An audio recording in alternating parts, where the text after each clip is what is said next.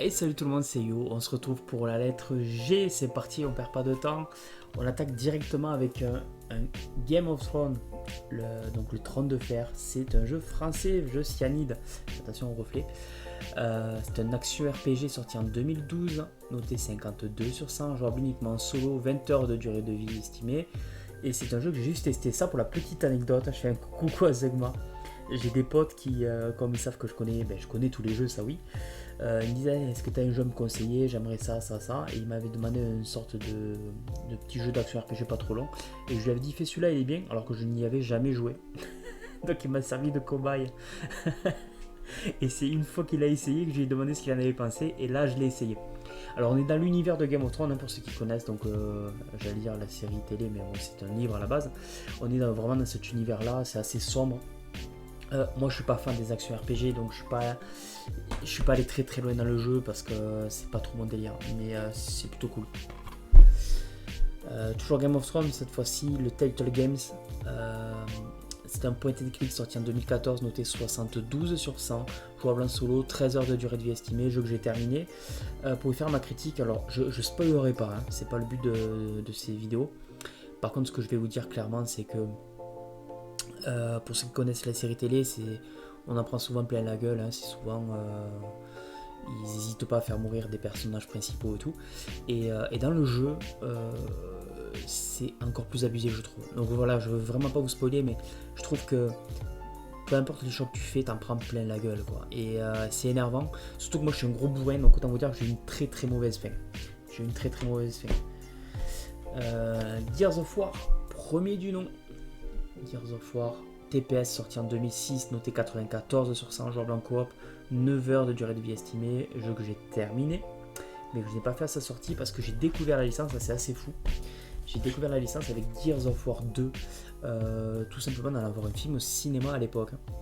Et j'étais tombé sur la pub de ce jeu, je me suis dit putain mais ça a l'air génial quoi, et ça l'est. Je vais mettre le coup de cœur, allez, je vais mettre le coup de cœur sur ce jeu parce qu'il le mérite. TPS sorti en 2008, noté 93 sur 100, jouable en coop, 10 heures de durée de vie estimée, jeu que j'ai terminé bien sûr. Comme énormément de trilogies, presque toutes les trilogies, c'est le deuxième opus que je préfère, et Gears of War aussi. Au niveau du scénario, c'est là où je l'ai vraiment préféré. Le 2 devant les trois autres. Gears of War 3, qui n'en demeure pas moins un très bon jeu, hein. Le TPS sorti en 2011, noté 91 sur 100, jouable en coop, 10 heures de durée de vie estimée, j'ai terminé aussi. C'est des jeux qui sont pas longs, c'est des jeux d'action bien bourrins, bien à l'américaine, ça représente bien Xbox là. C'est Gears of War. Je suis beaucoup plus Gears que Halo.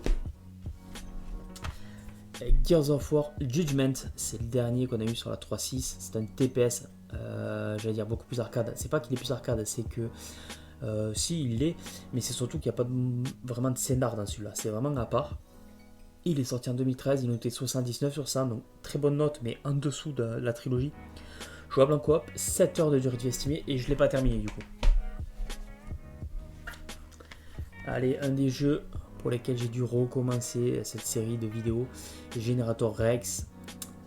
C'est un jeu d'action sorti en 2011, jouable en solo, seulement 4 heures de durée de vie estimée. Je l'ai terminé, j'étais pas au courant que c'était sorti, ça je suis quasiment sûr que c'est pas sorti en France en fait. On a une fameuse version FRNL, donc sûrement nos amis belges qui ont dû avoir ça.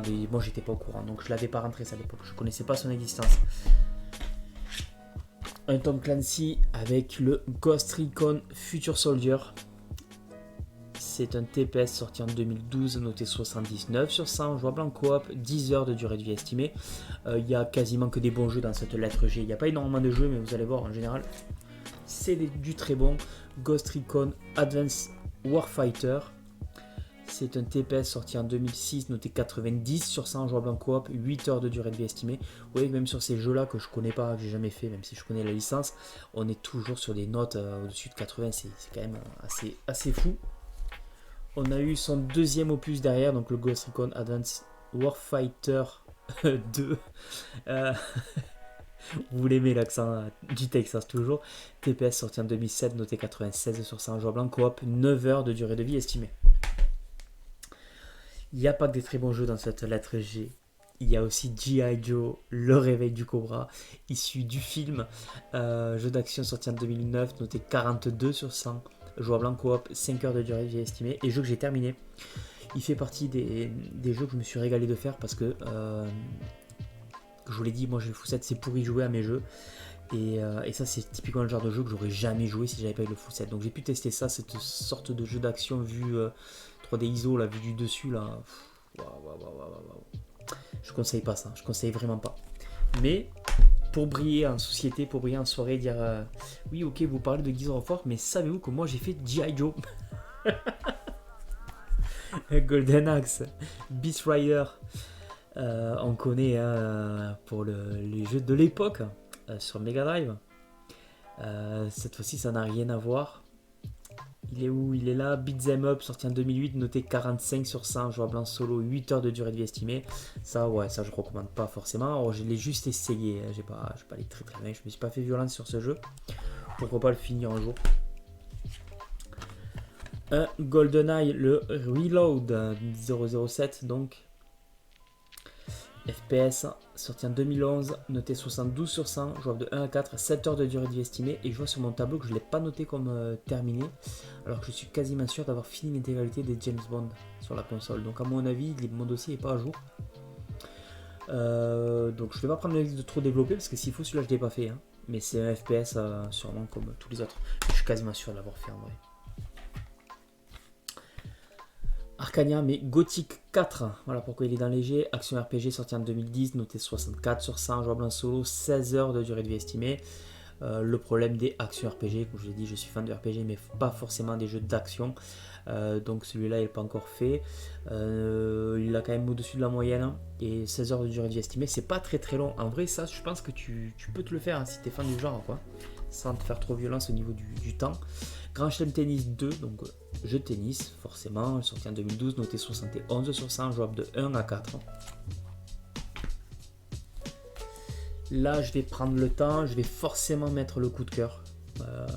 En fait, j'aime bien mettre des coups de cœur sur des jeux originaux, mais là, en fait, dans les jeux, je suis obligé de le mettre dans les deux gros classiques.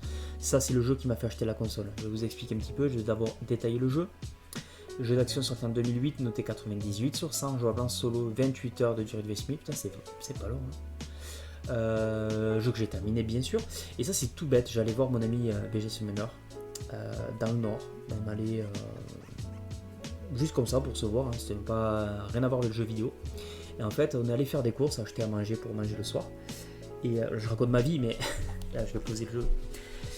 Mais en fait, on s'arrête dans la galerie marchande je sais pas si c'était un Auchan ou un truc comme ça, il y avait Micromania, on passe. Et là, en fait, j'ai craqué. Il m'a fait acheter la console, mais il n'a pas eu trop à me forcer, quoi. Et c'est comme ça que je suis arrivé chez Xbox, par ce jeu-là. Ma toute première console Xbox, c'était pour acheter GTA 4. Et que j'ai adoré, quoi. Le GTA 5 qui est pas plus mauvais, mais qui, pour moi, est un peu plus anecdotique, hein, puisqu'il m'a pas fait acheter de console, celui-là. Jeu d'action sorti en 2013, noté 98 sur 100. Ouais, vous avez vu les notes, quoi. Robin Solo, 32 heures de durée de vie estimée, c'est un jeu que j'ai terminé 3 fois. J'ai terminé sur 3.6, j'ai terminé sur One, je l'ai refait sur Series. Qu'est-ce que je peux dire? C'est un jeu qui m'a fait poser des congés à la limite quand il est sorti, le jour de sa sortie. Je l'ai récupéré et je me suis foutu en congé une semaine et j'ai terminé en 2 jours, quoi. Bon, je l'ai rushé. GTA Liberty City, donc épisode from Liberty City, pardon. Jeu d'action sorti en 2009, noté 90 sur 100, jouable en solo, 20 heures de durée de vie estimée, terminé aussi. Qu'est-ce que je peux dire? C'est donc 2 jeux, 2 extensions, Ballad of the Gay Tony et l'autre c'est The Lost Damned. C'est vraiment cool, c'est vraiment des 2 belles histoires assez complètes et vous le voyez, ça prend 90 sur 100. Quand vous avez 2 extensions qui sont notées 90 sur 100, c'est que Rockstar se fout pas de nous.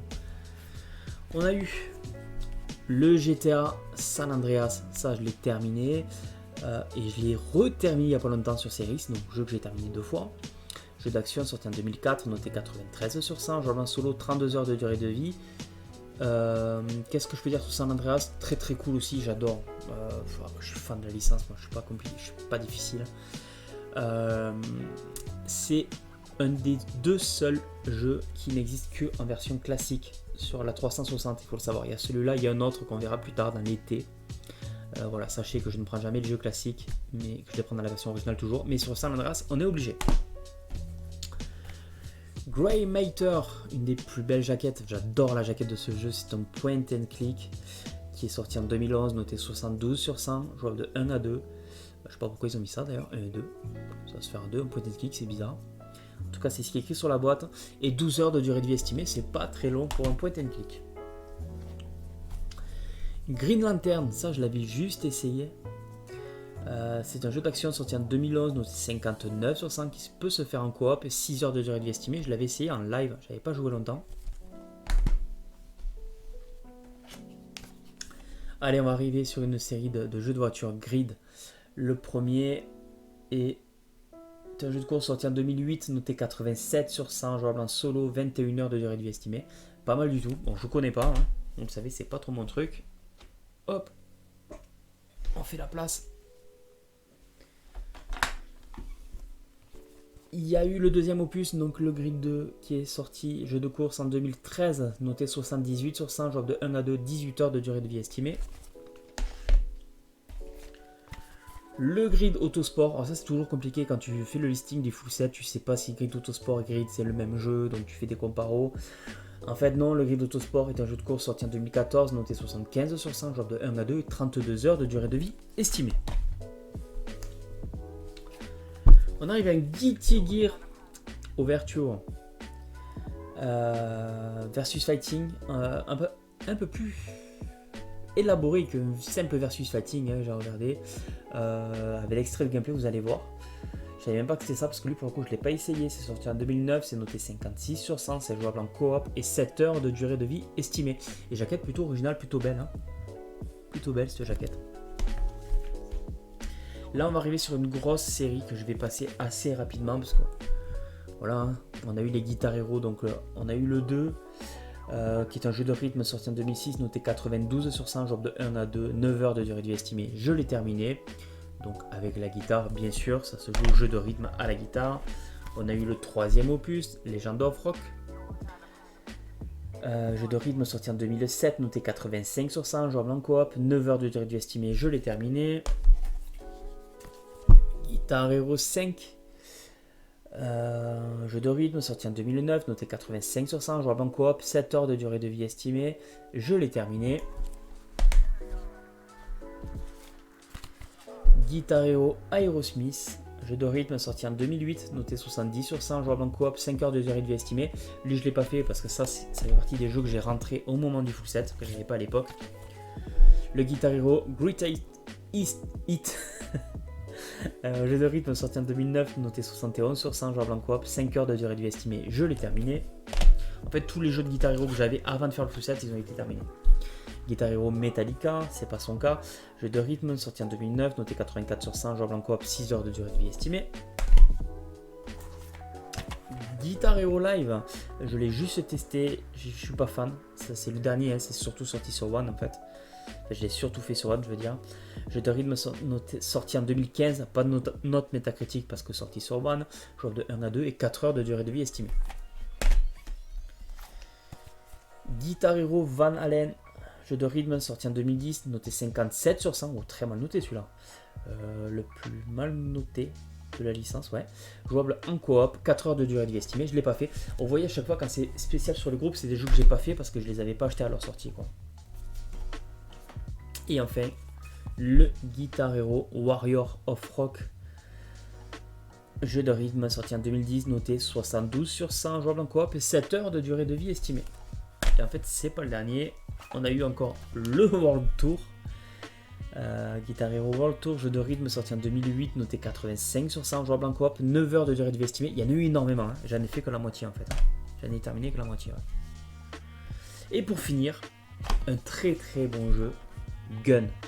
Voilà, tout le monde parle de Red Dead, mais en fait, il y a eu d'autres jeux hein, dans l'univers du western. Hein. L'univers des cowboys, jeu d'action sorti en 2005, noté 75 sur 100, jouable en solo et 7 heures de durée de vie estimée. Voilà, c'est tout pour la lettre G. J'espère que vous avez aimé cette vidéo. On se retrouve très vite pour la H, où il y aura encore pas beaucoup de jeux, mais on souffle parce qu'arrivent les grosses lettres. Si vous voyez ce que je veux dire, on va pas mal galérer. Je vous souhaite à tous de passer une bonne journée. Je vous dis à tous à très bientôt. Ciao tout le monde.